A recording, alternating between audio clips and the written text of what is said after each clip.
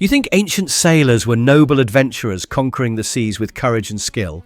Here's the thing though, they were mostly just trying not to starve to death while eating maggot-infested crackers and rotten meat that smelled like a corpse. The age of exploration was really the age of desperately trying to keep food from turning into a writhing mass of insects and mold in the middle of the ocean. And the techniques they developed to fight this losing battle, they were simultaneously brilliant science and absolute horror shows that would make you vomit just watching. Every civilization that put boats on water faced the same nightmare. How do you keep food edible when you're trapped in a floating wooden box for months with no refrigeration, constant moisture, rats everywhere, and temperatures that swing from freezing to blazing? The answers they came up with saved millions of lives and enabled global exploration. They also created new and creative ways for sailors to suffer, starve, and die in ways that would make you grateful for the worst cafeteria food you've ever choked down. Ancient ships were basically floating incubators designed by Satan himself to turn every piece of food into a biological weapon. The moment you stepped aboard with your carefully packed provisions, you entered a war zone where moisture, heat, pests, and time combined into the perfect conditions for turning edible food into putrid slime. Ships leaked constantly. Seawater seeped through every joint, crack, and nail hole, creating a perpetually damp environment that bacteria loved more than a five-star resort. Your food was essentially stored inside a giant wet sock that never dried out. Temperature control didn't exist. During the day, the sun turned ships into ovens, heating the interior to temperatures that accelerated bacterial growth. At night, everything cooled down, causing condensation to form on every surface and drip onto your food stores. This constant heating and cooling cycle was like giving bacteria a personal invitation to multiply and throw a party in your provisions. Food preservation is literally a battle against bacteria and fungi, microscopic armies that start attacking the moment an animal dies or a plant is harvested. Space constraints made everything worse. Ships had to carry enough food for months while leaving room for cargo, weapons, and crew, cramming provisions into spaces with no ventilation or light. The result was that starvation became as much a threat as storms, pirates, or enemy ships. Death came through rotting meat rather than enemy blades, which meant watching your shipmates die because the salt pork started growing things that moved. Egyptian and Phoenician salt preservation was like performing surgery with a sledgehammer. It worked, but the cure was almost as deadly as the disease. These maritime civilizations discovered that salt could literally suck the life out of harmful bacteria, but they also discovered that the same process could suck the life out of sailors too. Being in a salty environment draws water out of living cells through osmosis, dehydrating bacteria until they shrivel up and die. Egyptian temple officials guarded fish-curing secrets because they understood this power, even if they didn't know the scientific mechanism behind it. The preservation process was like embalming the dead. First, they dry-rubbed meat with white salt, drawing out blood that could cause spoilage. Then the meat went into brine for 5 days to remove every trace of moisture that bacteria could use. After that, they packed it in barrels with bay salt between each layer, then poured fresh brine over everything. Brine so concentrated it could float an egg. This created meat that could last for months without rotting. But salted meat was so hard and salty that sailors had to soak it for hours just to make it chewable. The taste was somewhere between leather and ocean water, with a texture that could break teeth. The real killer was what salt preservation stripped away. Scurvy killed 50% of crews on long voyages, claiming at least 2 million lives between 1500 and 1800. Salt preserved the calories but destroyed the vitamins, creating the ultimate irony where successful food preservation led to slower, more agonizing death. Ships would arrive at their destinations with crews that looked like walking skeletons, their teeth falling out, their wounds refusing to heal, their minds deteriorating from malnutrition. The salt that saved them from immediate starvation was slowly poisoning them with deficiency diseases. Ancient smoking techniques created chemical preservation that worked like magic. Except the magic came with a price that would make you question whether slow starvation might be preferable. Vikings and Mediterranean cultures discovered that wood smoke contained natural preservatives like formaldehyde and alcohols. Basically, they were embalming their food while it was still fresh. The smoking process took up to 48 hours of constant attention, hanging raw meat above smouldering fires so smoke could bathe every surface. This was controlled chemical warfare against bacteria. The smoke created a protective layer on the meat that inhibited bacterial growth while infusing it with preservative compounds that worked better than anything they could understand. Smoked meat came out looking like charred leather and tasting about as appetizing. The preservation process that made food last for months also made it nearly impossible to eat without breaking teeth or choking. Sailors had to develop extreme methods just to consume their own survival rations. They would soak smoked meat in seawater for hours, pound it with hammers, or scrape it with knives to create something that could theoretically be swallowed. The irony was that smoking worked too well. The same process that killed harmful bacteria also created food so hard and unpalatable that sailors sometimes preferred to risk fresh food that might kill them, rather than guaranteed preserved food that definitely wouldn't satisfy hunger. Smoked fish became like chewing on wooden boards soaked in bitter chemicals, while smoked meat required more effort to consume than it provided in nutrition. When smoking failed or wasn't done properly, the results were catastrophic in new and creative ways. Partially smoked meat developed a false sense of security. It looked preserved, but still harbored bacteria that could cause food poisoning.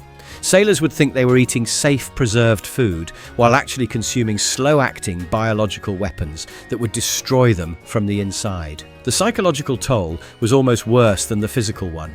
Sailors knew their smoked provisions were technically edible and life-saving, but consuming them became a daily exercise in forcing down something that every instinct told them was inedible.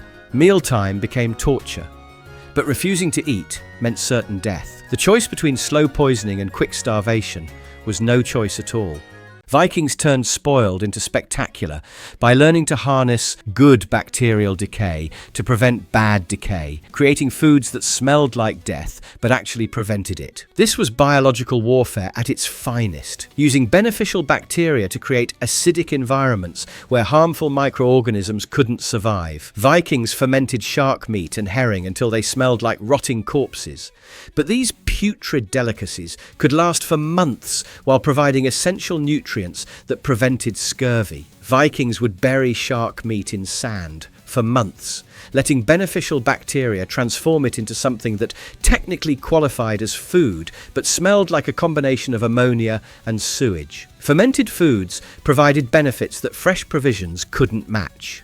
The fermentation process actually created vitamins and nutrients while preserving the food, solving the deadly irony of salt preservation that saved calories while destroying nutrition. Fermented vegetables retained vitamin C that prevented scurvy, while fermented dairy products provided probiotics that helped sailors' digestive systems cope with their otherwise horrific diet. The downside was that fermented foods required exact timing and conditions to work properly. Get the process wrong, and beneficial fermentation became deadly putrefaction. Sailors had to become expert biochemists without understanding biochemistry, learning to distinguish between good rot and bad rot based on smell, texture, and taste. One mistake could turn life-saving fermented food into a barrel of biological weapons that would kill everyone who consumed it.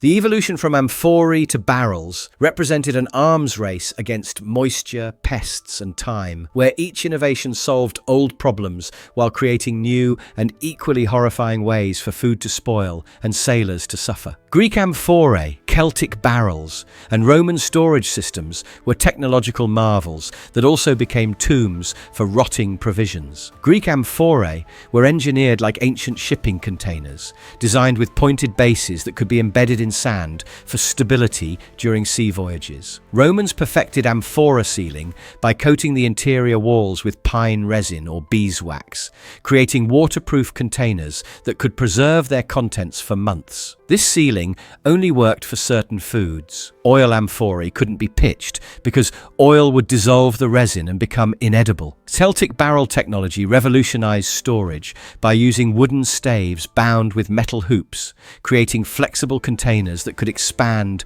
and contract with temperature changes without breaking their seals. When Romans encountered Gauls transporting beer in these wooden barrels, they immediately adopted the technology because it solved problems that ceramic containers couldn't handle. But barrels came with their own nightmares. Wood was porous, which meant liquids could seep through and contaminate the contents with whatever had previously been stored in the barrel. Reused barrels could turn wine into poison if they had previously held toxic substances, and even clean barrels could develop bacterial infections in the wood grain that would contaminate future contents. The storage arms race escalated because every solution created new vulnerabilities. Sealed containers prevented moisture but trapped gas from fermentation, causing containers to explode and spray rotting food throughout the ship's hold. Vented containers prevented explosions but allowed moisture and pests to enter.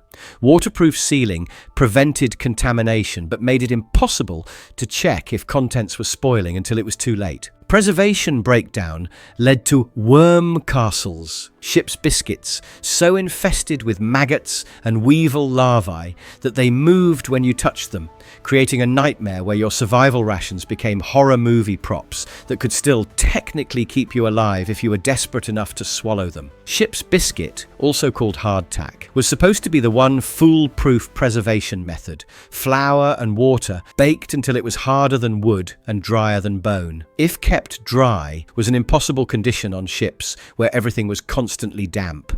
Even under ideal conditions, they could easily become infested with weevil larvae or maggots, giving rise to the nickname worm castles. The insects bred in the biscuits, creating writhing masses of larvae that turned survival rations into moving, crawling horrors that still contained the calories sailors needed to avoid starvation. Sailors developed coping mechanisms that would make you question human adaptability. They would break up hardtack and drop it into their morning coffee so the insects would float to the top and sailors could skim them off and eat the biscuits. The grubs left no distinctive flavour behind, which was either a testament to human desperation or proof that starvation could make anything palatable. When salted meat went bad, the results were exponentially worse. From one 1703 to 1704 voyage, sailors reported that their provisions were very full of vermine, maggots, and spiders. This was biological warfare, where their own survival rations had become weapons deployed against them by time and neglect. Rats made everything exponentially worse by contaminating food supplies, chewing through containers, and spreading disease throughout the ship. Even with cats aboard, rat populations exploded because they could breed faster than cats could kill them and access spaces where cats couldn't follow. Sailors developed psychological and practical adaptations to survive on revolting provisions, proving that humans can normalize almost anything when survival depends on it. The mental gymnastics required to consume moving, rotting, or putrid food while maintaining sanity created a culture where the inedible became routine and horror became lunch. The weevil skimming coffee ritual became so normal that sailors would casually discuss the best techniques for separating insect larvae from their morning caffeine.